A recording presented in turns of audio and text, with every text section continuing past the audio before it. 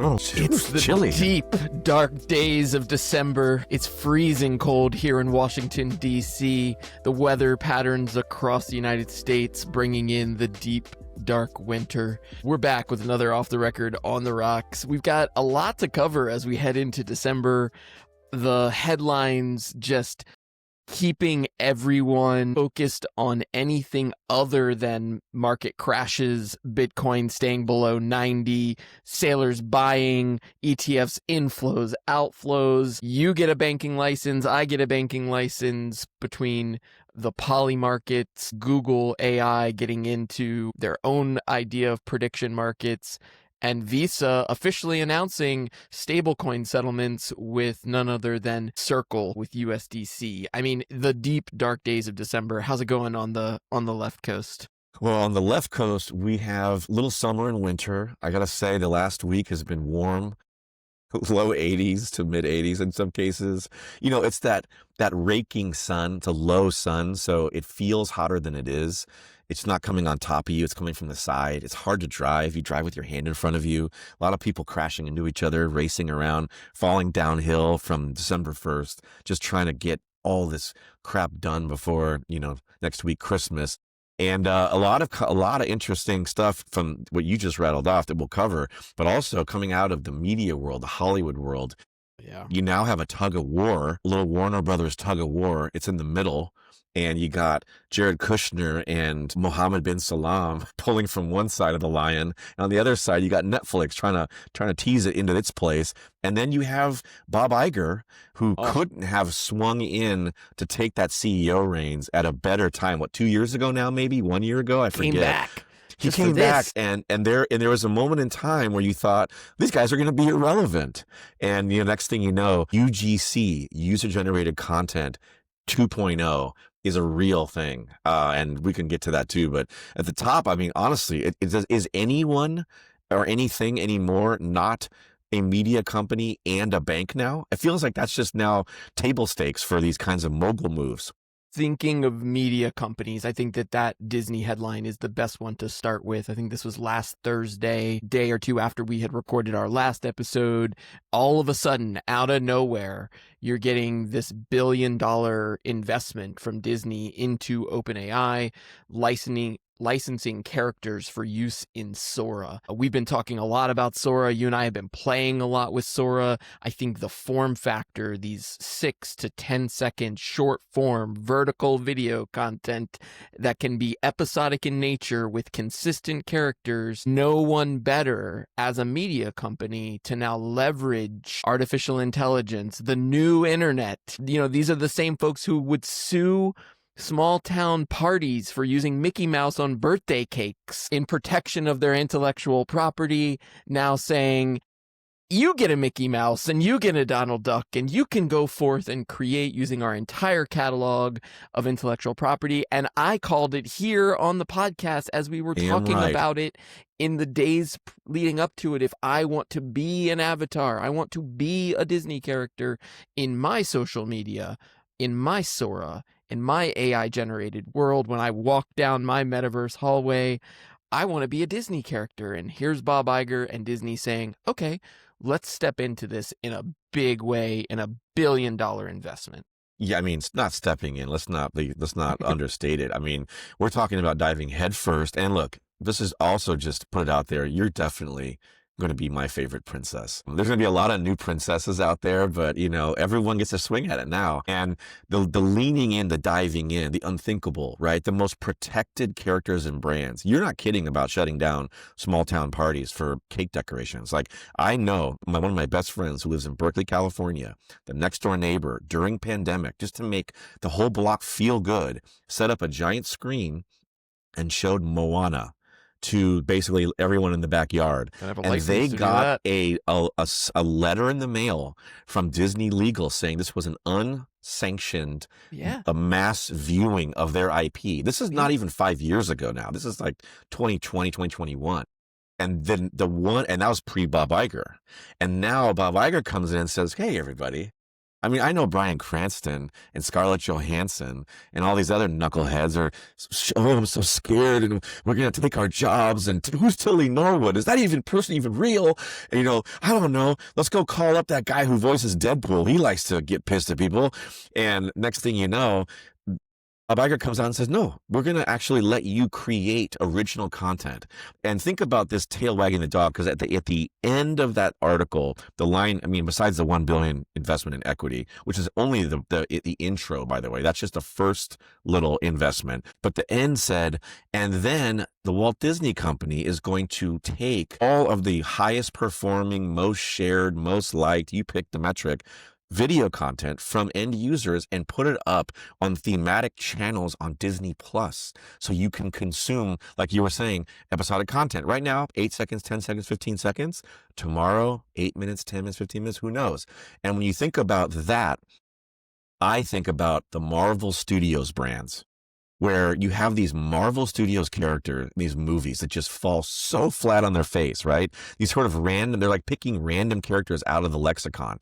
Well, now they're going to know exactly what the audience wants. Maybe there are two princesses who should be in the same movie together. We all know that Rapunzel lives in the same world as Elsa. That's all part of that same, quote, universe. Can Iron Man have breakfast? I mean, You pick it, Like, this is madness. It's going to make better, great content, I think. It's going to be so cool. This vision that you painted of Bob Iger showing up saying, I've got an army of actors. They're just fake drawn characters, but they can work 24/7, 365 on your AI platform and just go forth and create. Yeah. I mean, talk about leveraging the IP, literally go to the audience now to come up with the ideas. No longer in a social media world are you the product, but now your ideas can be the product. Again, thinking about how you prompt. If your storyline, if My Two Princesses story all of a sudden goes viral on my TikTok, you damn well better believe that somebody in Disney is going to be writing out and scripting the episodic version of that storyline that they know already works. It already went viral. It's the remix of the remix of the remix. Now using and leveraging their IP. I did catch that. I mean, the media blitz that Sam Altman and Bob Iger accomplished on this Thursday in the dead of winter to take over the airways with this story. And I thought the interview did a good job of getting into, they talked about terms of exclusivity and the time frame. I don't know if you caught that, but there's a 12-month time frame in terms of exclusive access to the IP. But imagine after that 12 months, and guess what all the other AI companies are going to be doing? They're all going to be making partnerships. When you say Marvel characters, they're running straight over to Google. They're running straight back over to Anthropic. You name any of your favorite models right now. The connection of intellectual property with a trained generative AI model where the owner can maintain provenance and authenticity over whatever gets created with their IP is where this is all going. We've been calling it and calling it and calling it. So I don't care what's happening in the market. When I see the billions, and as you say, it's a step ladder. It's a ladder up and into larger investments. No doubt that need for storytelling, for content creation, Sora will continue to infiltrate all of the other social networks. You'll see Facebook and Meta retaliate, just the same way on the algorithm where if you started sharing your TikTok videos and it still had the TikTok watermark, that all of a sudden it would getting deprioritized in the algorithms of other social networks. The same thing is going to play out with how and what we all create as users of these AI tools. And, preach on, Father Toner, preach on, because as we barrel headlong into this metaverse and we've seen the pendulum swings, there are days on the show we talk about, the platform is king. There's days on the show we talk about the blockchain, the mechanism that it is getting to you is actually what is defining it. And then it swings back with a move by Iger and Disney, aligning with Sam Altman, boxing out Google, boxing out Sundar Pichai and Gemini at a time which was perfect for them because the narrative was starting to get scooped. Sam Altman is nervous. All hands meetings. This is the new front, marching orders. These militaristic terms are coming. Guys, we have to dig in. Guys, it's like just this trench warfare. Why? Well, the new Google model is actually really good. We got to pause our ad model and pause our monetization for the moment. We need to have a new story. We need to make content king again, because we need Darth Vader sitting with Peter Pan and having adventures. And they're going to be soaring, Mr. Sora. And so right now I feel that this is just a perfect opportunity. It gives them a 12-month window to start to dig the moat. They know in 12 months, Google will have a long enough ladder to then cross their moat and get access to as much as they can, because Disney's not they don't do anything exclusive, right? It's going to be a little bit for everyone. So in 12 months, what will Sora, what will OpenAI, what will ChatGPT be able to do? Will they get access to the narratives and storylines to train? Is there going to be a 12-month training advance effectively? Because it seems like this is one of those, in AI terms, in pre-quantum computing terms, when you just can't snap your fingers and catch up. To me, 12 months feels like a really long time in AI development Web3 land. So that moat's going to be wide. You know what I mean? I just feel like this is really, and OpenAI didn't have to pay for it. Yeah. Disney came and paid for it. Think about that. Yeah. Think about that just for 1 second. Their value, what Disney sees in OpenAI and aligning with a partner. When does Disney ever pay anybody anything? I think it's crazy. And maybe in our year-end recap here in the next couple weeks, I mean, I remember it wasn't more than 12 months ago that OpenAI was being, put under the microscope for stealing intellectual property from the New York Times and scraping every article that has ever existed. Because when we were talking about text and chat, all of a sudden there was this intellectual property of was it in a encyclopedia? Was it in a research article? Did it come from a novel? Where did they get this content? Well, guess what? We're not just talking about text here, guys. We're talking about every medium and every modal of content that you can imagine, including video. And like you said, when does Disney ever pay anybody? Well, in this case, bring in $1 billion to the table, ponying up alongside Sam Altman, doing the pressers side by side, shoulder to shoulder with the AI startup that has Sora now soaring in the narrative. I think the other piece of it too, and we talk about the user-generated content and putting this in the hands of the creators, of you and I, the prompts that we write, the ideas that you pump into the model. If you've got an OpenAI account, if you've got a ChatGPT account and it's tied to your name, isn't that now your wallet?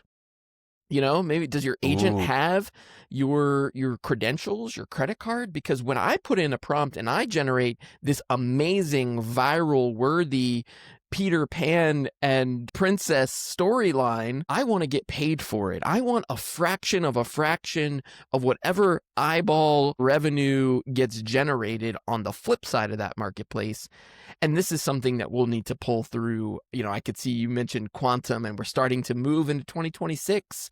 It feels like a new quarter of the millennia, if you think about it. That narrative is going to continue to move forward. The quarter of the millennium. How do you like that? The quantum. I love that. But this is, for our listeners, we kind of just teased that for the episode next week will likely be our last episode before the new year. We're going to do a year-end wrap-up, the top 10, top 12, just a best of story starting from January 1st this year, heading to December 31st of this year. And what we're describing too is what we're going to see is everything from the nascent technology of ChatGPT, like you said, text, people, schools, teachers worried.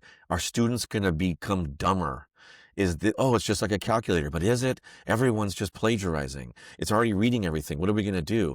To now, I'm so excited to use this AI to put my daughter alongside Belle from Beauty and the Beast in her happy birthday video, because I couldn't make it across country for her birthday, but I can send her a bespoke, beautiful video from the heart.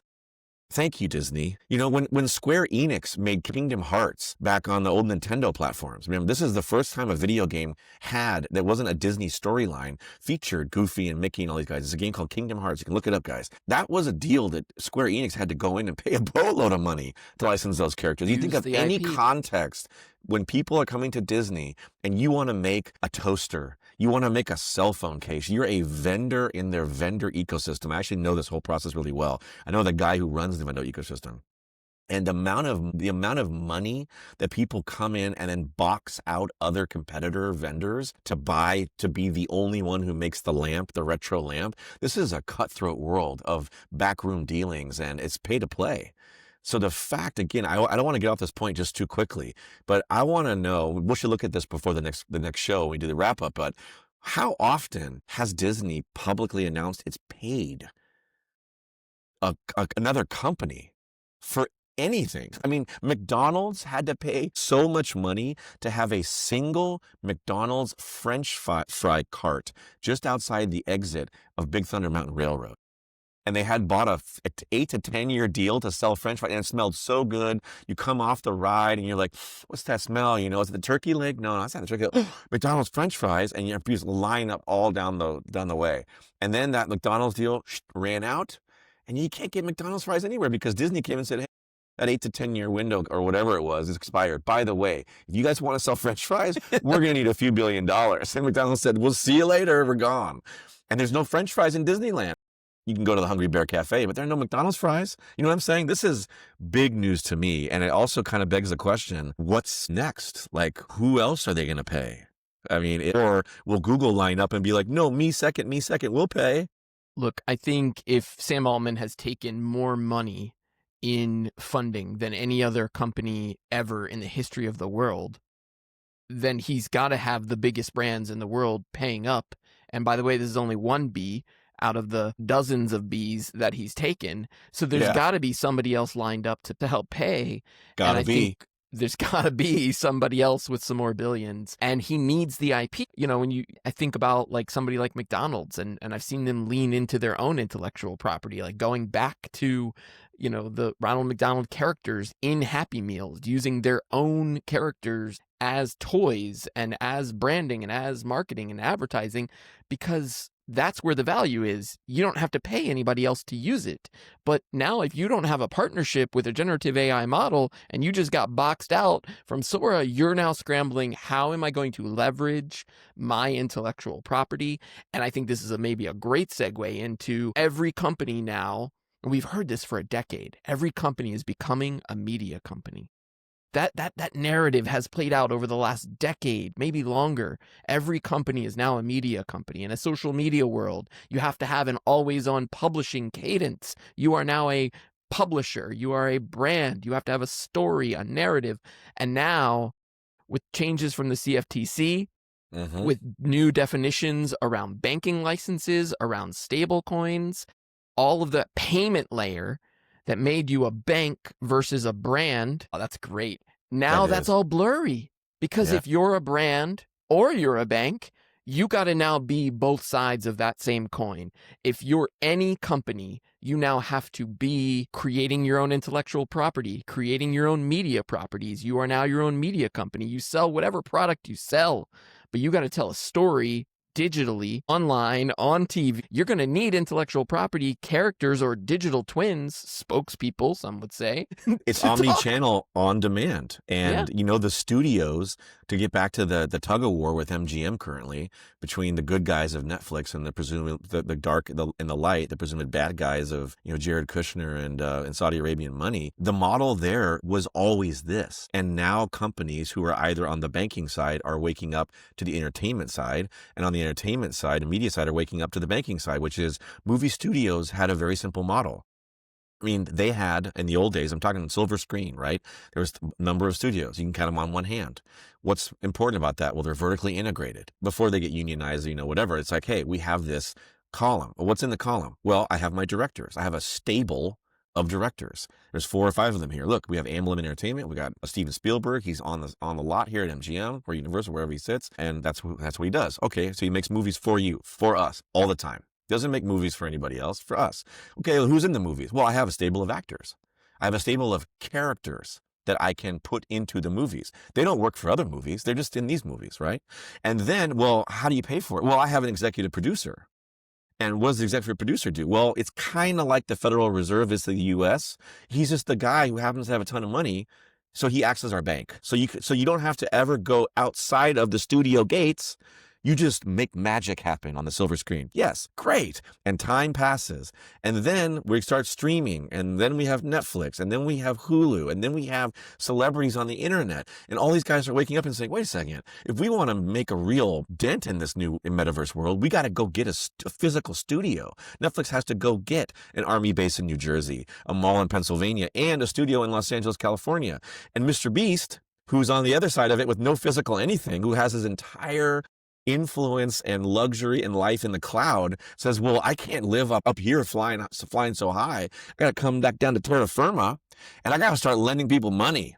I need to be a bank. This is everyone realizing that they're just returning to the ivory tower model, which was originated by the original MGM studios, the Fox Studios, Universal Studios, where they had it all for so long.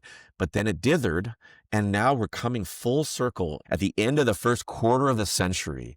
And everyone now in the metaverse, right, you have to kind of be everything to everyone. You're you to people on LinkedIn in a way that's different than Facebook, that's different than Twitter, that's different than Threads, all these things.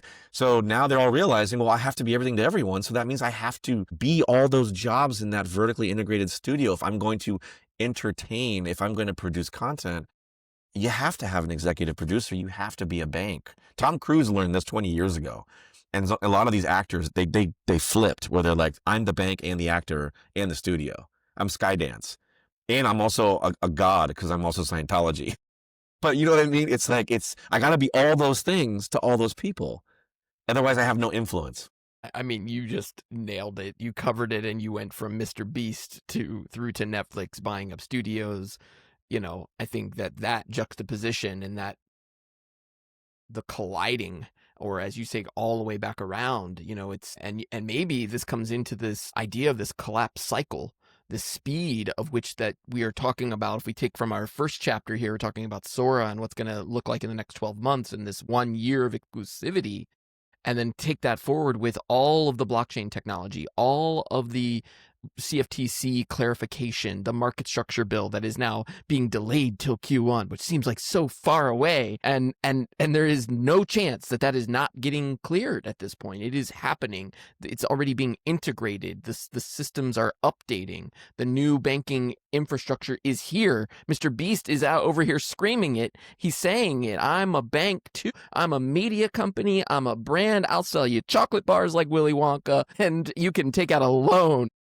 And a loan not only with American dollars, but beast coins or beast dollars. And this is maybe a nice little segue just for a second to talk about the nuance, the strange nuance of the Visa announcement. We only just hit it this morning. But Visa, let me give just my setup because I want you to take it and run with it because I think you've dove deep into this one. But this is so interesting because this will go back now, definitely this year and even before. We talked about a term that no one even whispers anymore in the media or press, but this was a really hot buzzword for a while, which is de-dollarization. And Visa and MasterCard discover credit card companies were in the crosshairs to remind everyone of the American government. Why? Because they don't use American dollars. They use credit, which is effectively a future Visa dollar, a future MasterCard. Buy something today, you don't have to pay it till next month. And by the way, you probably won't pay it off, and so you're going to be paying interest, but the government doesn't get access to that interest because of these different rules and weird details. It's money that was fabricated. It isn't real American dollars. It's for almost an early cryptocurrency without being one, right? They were the bank. So, they fronted the money first. They paid for it. And they were asked to do this because the whole point of creating this private sector company to offer dollars, future dollars, was to spur the economy, to get housewives to not have to go put on, buy a refrigerator on layaway and have to keep putting, $5 every week till you get it at the end of the year. No, you get it right now. Just figure out the money later or not. It's fine either way. So the stablecoin aspect of this, because now it seems like stablecoins are just okay because everyone seems to have one. There's new ones popping up every day. If PayPal has one and Venmo has one, and Mr. Beast has one. Well, then, hey, we're Visa. Hey, we're not de-dollarizing anyone anymore. We're transacting with stable coins, right? Isn't this just sort of like a flip to just hide what they were being scrutinized for in the first place? Yeah, I mean, I think for anyone who's been following the show, we went on a journey, you and I, just debating and talking about, is in the world of decentralization, and if you are a Bitcoin maxi, and there's no CEO, and there's no one throat to choke, and there is no one to sue, and there is no one to go after it, the credit instrument is facilitated on chain, and that's it. It settles. There's a consensus layer, and that's it. That's how it works. There is no arguing. There is nobody to go after. And that's the concern with stablecoins. And does it represent the opportunity for surveillance? And if because there are centralized companies, there is Circle, there is now Visa, who always had access to every transaction that you ever did, online or in person. And they were already surveilling and reselling that credit data. There's a credit score. It just happens to be owned by a centralized company called FICO or Equifax or TransUnion. There's only 3 of them. That's it, because 3 makes a market, not a monopoly. I think that is what to watch with the stable coins, is that there will be, a couple of winners. And those winners are I think every bank will end up having its own like internal blockchain where it can use to settle transactions internally, like as though it's a P&O.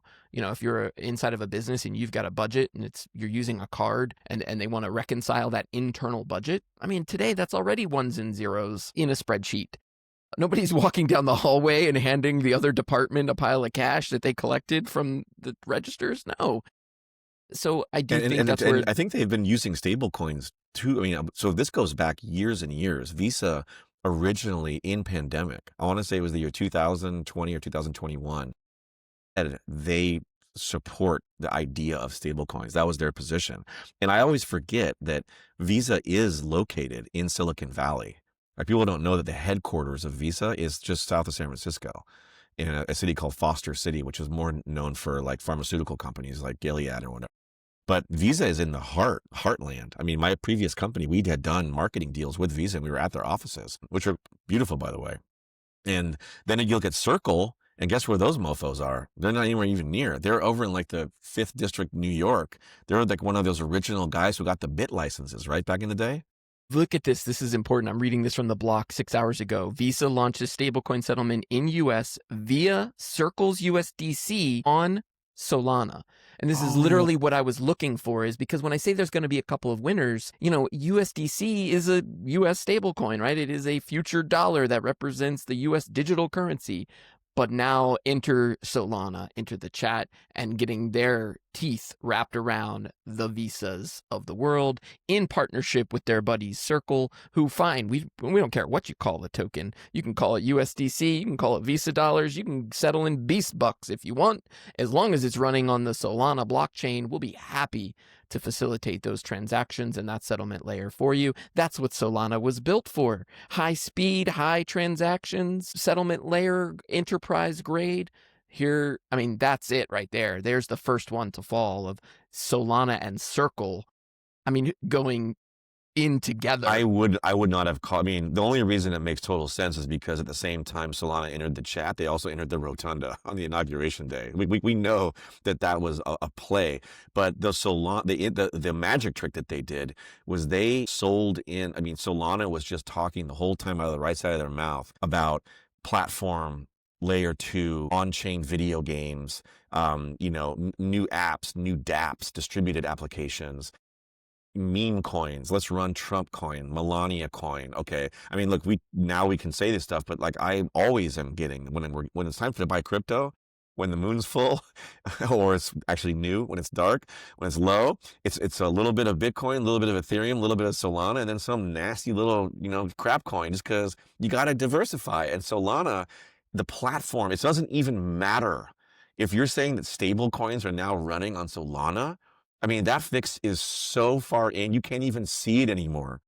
It is so nuts to me that that's actually what Visa decided. Because they went through the machinations since 2020 and 2021. Hey, we're going to build our own, settlement layer. Look at Facebook and Meta. They have Libra. They're doing their own thing. Oh no, the SEC shut them down. Okay, let's not do anything. I don't want to be shut down. Old Andreessen Horowitz rolls in. Hey guys, we got this approved. You know what I mean? Wink. And like wink the other eye, and like we're going in one door, not the other. But we're gonna run Visa on Solana, and that's a pal of the current federal administration. It's the same playbook. That fix is crazy. I thought that for sure the old de-dollarizing hawks were gonna come and try to shut Visa down. These guys are about to pour gas on the fire and just let the good times blaze. Yeah, I mean, Big to time. me, this is Andreessen Horowitz A16 fronting the money, literally on the front end of blockchain, being the bank 24 months ago and just hitting the pavement. To your point, the distribution. We talked about this when we joked about the new Trump savings accounts and that whole nonsense with Michael Dell and getting this token into as many hands of newborn children. Well, Solana did the same thing with newborn crypto fanatics in the gaming world. Just get it out there, front it, give them grants for project development. You're building anything on the Solana chain. We're throwing money at you. A free faucet of cash to feed a free faucet of Solana. And now that distribution pays dividends. They fronted the money. They act as the bank. You go partner with Circle, and now Visa's running its stablecoin settlement rails on your layer 2 blockchain. And that is a great mirror parallel for what, to tie this all together, what we're seeing are the unlikely bedfellows. $1 billion in from Disney to OpenAI. How about, Visa just diving headlong into the Solana blockchain? If we are seeing the IP partner with the AI over here, and we're seeing the banks partner with the crypto over here, and the crossover is happening at the Google becoming a bank and Polymarket becoming a settlement layer, I just feel like that is where we're going to start to see unlikely bedfellows, because the next one that happens to me is that Visa layer.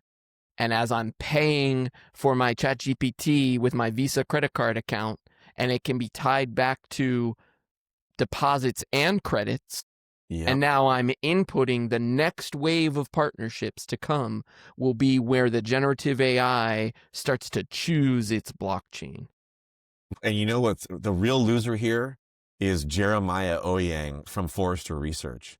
Because those dudes used to make so much money selling these reports, like 15, 20K in the old days, to show you that chart, those grids, where it said okay, there's an axis and there's different things, and your company appears as a bubble somewhere on the sheet. Well, now it's okay, are you a bank is the x-axis going to the right. Then it's are you AI going up and crypto going down and distribution platform going this way. And there's probably even a fifth axis, which is the Z, some kind of 4D chess where it's the content creation / influence. And then if over time, all the companies start in different quadrants, but then they all just move to center and everyone's bubbles on top of each other because they all do all 5 of those things. Right. And I think that is maybe a great analogy for a singularity, where I'm now going to my computer or to my screen or to my AI glasses, pick whatever hardware device. But when I'm logging in, I have a task to do something. I'm buying for something. I'm researching something. I'm creating something. I'm writing something. I'm communicating with somebody. There is some task to be done. And inside of that task, as I'm directing it, the agent, my agent, is going to be able to go and use my Visa card running on Solana, find the right bot that I need to do whatever I need to do. If I'm sending that birthday card to somebody, I need their address, I need their name, I needed to write a message, I needed to create a video. Well, each one of those things, I'm now willing to spend roughly 0.02 Solana to get the task done and let my agent go off. And it can be a bank to do the transaction. It can be a designer to write, to create the video. It can be a writer. It can be all of the things that you would need to get the job done.